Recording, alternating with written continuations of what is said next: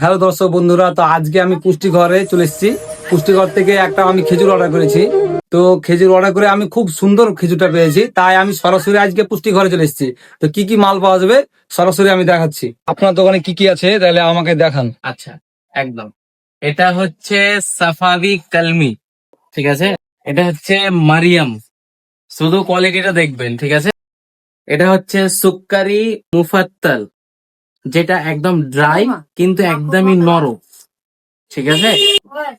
এটা হচ্ছে মেটজুল খেজুর, রয়্যাল মেটজুল, একদম বড় বড় যে খেজুরটা হয়। এটা হচ্ছে সুক্কারি মুফাত্তাল। এটা হচ্ছে মাবরুম স্পেশাল। এটা হচ্ছে সুগাই খেজুর, সব থেকে মোস্ট ভাইরাল ট্রেন্ডিং খেজুর যেটা, সেটা হচ্ছে আজুয়া খেজুর। এটা হচ্ছে আজুয়া স্পেশাল, বড় সাইজে, বড় দানা আপনারা দেখতে পাচ্ছেন। আচ্ছা, আজুয়ার দুই রকম কোয়ালিটি আছে, সেটাও দেখায়।